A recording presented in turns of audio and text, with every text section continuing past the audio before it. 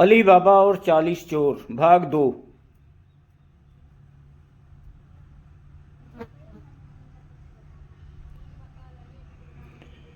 अली बाबा और 40 लुटेरों की कहानी भाग 2।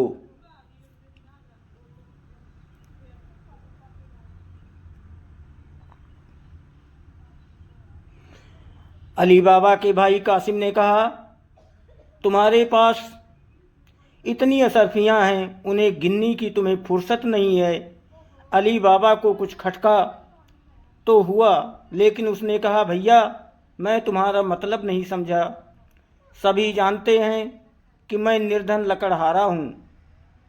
कासिम ने कहा, तुम मुझसे झूठ बोलने की कोशिश कर रहे हो और वो ना करो।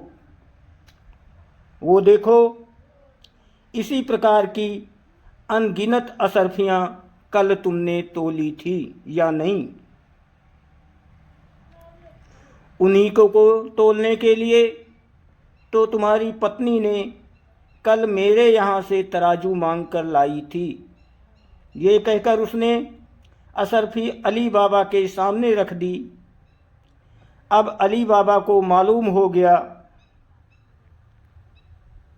था कि स्त्री ने तराजू में कोई चिपकने वाली चीज़ लगा दी थी और भेद जान लिया है। उसने पिछले दिनों की पूरी घटना का विस्तार पूर्वक वर्णन सुनाया। कासिम ने कहा, तुम्हारी बात से मालूम होता है कि डाकू 2-4 दिन तक वापस नहीं आएंगे,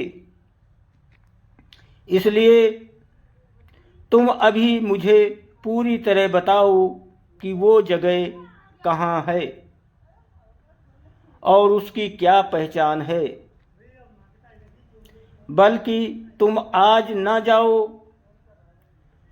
तुम काफ़ी पैसे ले आए हो, मुझे ये भी बताओ कि द्वार खोलने का मंत्र क्या है। ना बताओगे तो मैं तुम्हें चोरी के इल्ज़ाम में धरवा दूंगा।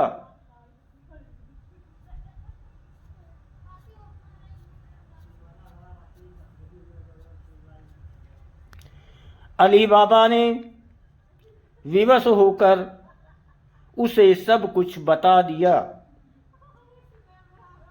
कासिम 10 खच्चर लेकर आया और चल पड़ा। उसे जल्दी ही वो जगह मिल गई थी और चट्टान के पास जाकर उसने वो मंत्र जो अली बाबा ने कासिम को बताया था बोला, खुल जा सिम सिम, और दरवाज़ा खुल गया। कासिम खच्चरों को बाहर छोड़कर गुफा के अंदर गया। उसके अंदर जाते ही दरवाज़ा बंद हो गया। कासिम ने इतनी दौलत देखी तो आनंद से नाचने लगा। वो हर चीज़ को अच्छी तरह परख कर देखता रहा। इस चक्कर में उसे न सिर्फ बहुत देर हो गई, अपितु वो खुश और दरवाजे का मंत्र भूल गया कि समसम मंत्र भी भूल गया था। आखिर में वो सबसे कीमती सिक्कों और रत्नों के 10 भारी बोझ बनाकर दरवाजे के पास लाया, किंतु चूंकि वो ठीक शब्द भूल गया था, इसलिए कभी कहता खुल जा गेहूँ, कभी कहता खुल जा जौ, और द्वार बंद का बंद रहता। अब उसकी जान सूखने लगी कि वो इस गुफा में भूखा प्यासा मर जाएगा। संयोग की बात थी कि लुटेरे भी कहीं से लूटपाट करके उसी दोपहर को आ गए। उन्होंने गुफा के बाहर 10 खच्चर बंधे देखे तो उन्हें आश्चर्य हुआ कि इन खच्चरों को यहाँ कौन लाया है।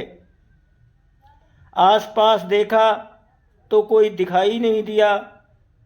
अंत में उन्होंने खच्चरों की चिंता छोड़कर अपनी लाई हुई संपत्ति को गुफा में रखने की सोची।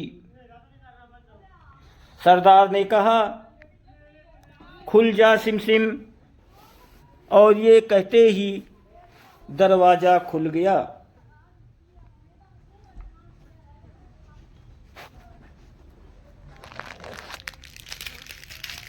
कासिम ये तो समझ ही गया था कि लुटेरे आ गए हैं। वो दरवाज़ा खुलते ही जान बचाने के लिए बाहर भागा, लेकिन डाकुओं ने उसे वहीं दबोच लिया। वे उसे घसीट कर गुफा के अंदर ले गए और उसे मारकर उसके शरीर के 4 टुकड़े कर दिए।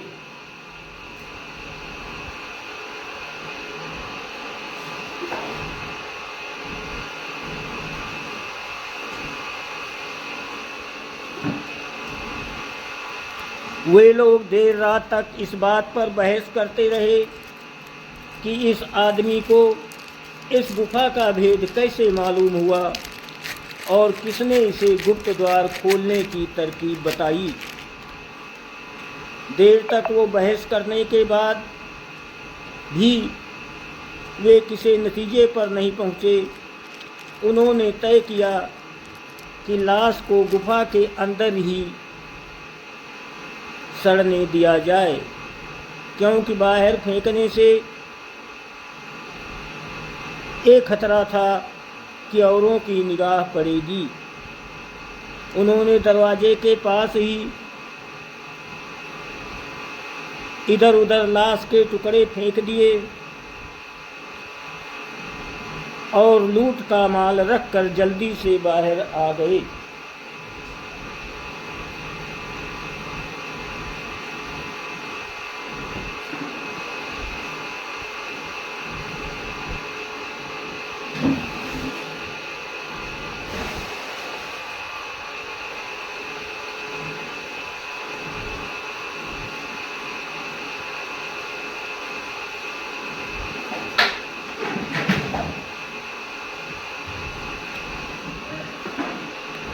उन्हें यह मालूम हो कि गड़बड़ न हो जाए, और गड़बड़ नहीं भी हुई कि असरफियाँ कम हो गई हैं।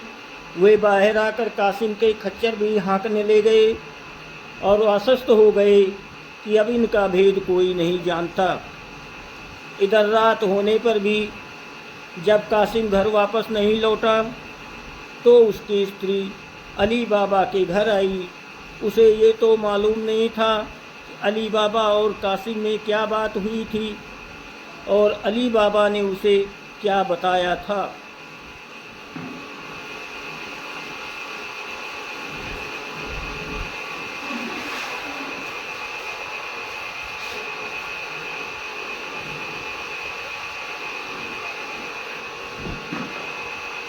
उसने अली बाबा से कहा, देवर जी, तुम्हारे भाई साहब दिन में 10 खच्चर लेकर जाने कहाँ चले गए हैं। मुझसे कह गए कि 2-3 घंटों में वापस आ जाऊंगा।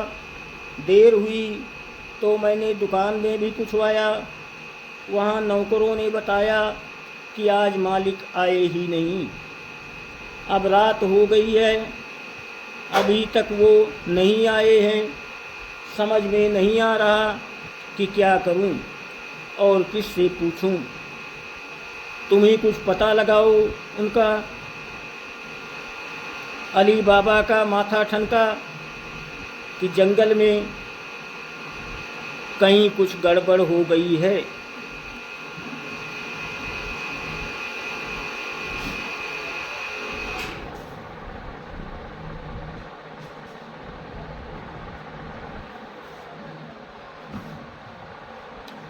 प्रकट में उसने कहा, भाभी घबराओ नहीं, भैया होशियार आदमी हैं, कोई बच्चे नहीं हैं, किसी ज़रूरी काम से कहीं रह गए होंगे, सुबह तक आ ही जाएंगे। वैसे भी रात को कहाँ तलाश किया जाए, शहर का फाटक भी बंद हो गया होगा, इसलिए बाहर भी नहीं जाया जा सकता। कासिम की पत्नी विवश होकर घर लौट आई। वो रात भर अपने पति के लिए व्याकुल रही और चुपके चुपके रोती रही। उसे आवाज़ इसलिए दबानी पड़ी कि उसे पति के गायब हो जाने में किसी रहस्य का आभास हो गया था और वो ये नहीं चाहती थी कि इस बात का पता पड़ोसियों को चले। वो बार बार स्वयं को धिक्कारती थी कि उसे अली बाबा के भाग्य से क्यों ईर्ष्या हुई और क्यों उसने अपने पति को उकसाया। अब न जाने वो किस मुसीबत में पड़ा हो। सुबह वो फिर अली बाबा के पास गई और उसने कहा, तुम्हारे भाई अब तक नहीं आए हैं, कुछ पता लगाओ। अली बाबा ने अपनी भावज को सांत्वना देकर उसके घर भेजा और खुद अपने तीनों गधे लेकर जंगल में गया और उसी गुफा के पास पहुंचा। उसे वहां अंदर की ओर से रिसा हुआ खून दिखाई दिया। बाहर 10 खच्चरों में से एक भी न था। उसे विश्वास हो गया कि कासिम के साथ बुरी बीती है।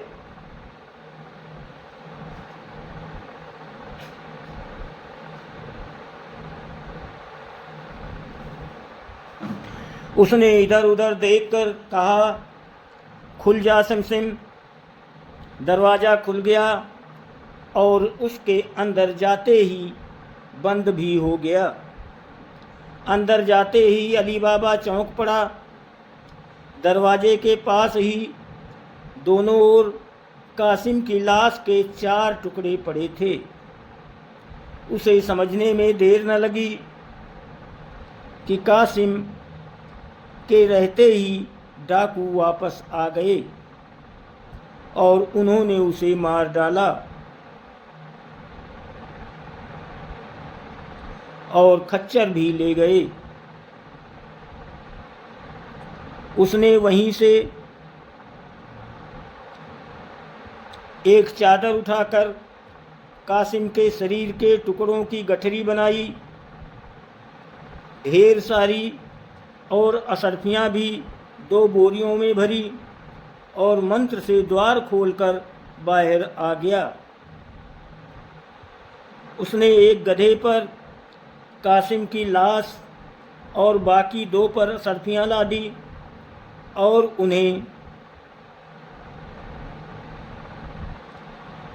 उन्हें लकड़ियों से छिपाकर होशियारी से शहर अपने घर आया। उसने असरफियों की बोरियां दी, किंतु कासिम का कुछ हाल उसे नहीं बताया और तीसरा गधा लेकर वो कासिम के घर पहुंचा।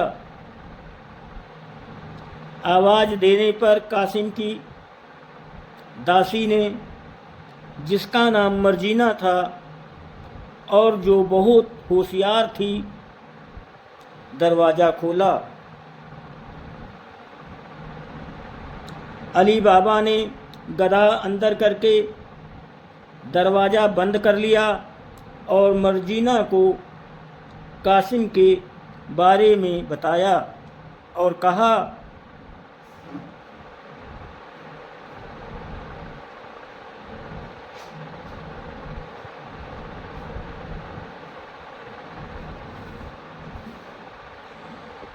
समझ में नहीं आता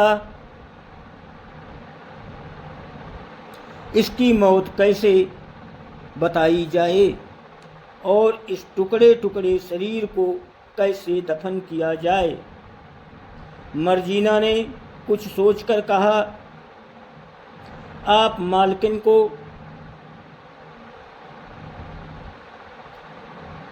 शाम से बता दें, मैं ठीक कर लूँगी। अली बाबा अपनी भाभी से बोला। उसने कहा, क्या खबर लाए हो? भगवान सब भला करे, तुम्हारे चेहरे पर दुख दिखाई देता है। अली बाबा ने उसे कासिम की लाश के 4 टुकड़ों में मिलने की बात बताई। वो चीख कर रोने लगी तो अली बाबा ने उसे डांट कर कहा, क्या करती हो भाभी? भैया तो गए ही, क्या अब रो पीट कर तुम सारी दुनिया को दिखाना चाहती हो? लोगों को असलियत मालूम हुई तो जानों पर बंद आएगी। या तो शहर कोतवाल हमारे धन के लालच में हम पर कासिम की हत्या का आरोप लगाकर फांसी दे देगा, या डाकुओं को पता चला तो वे आकर हमें मार डालेंगे। उसकी स्त्री ने कहा, मैं कहाँ जाऊंगी, क्या करूंगी? लड़का भी नहीं जो दुकान संभाले। अली बाबा बोला, बाद में सब ठीक हो जाएगा, मैं तुमसे विवाह कर लूँगा।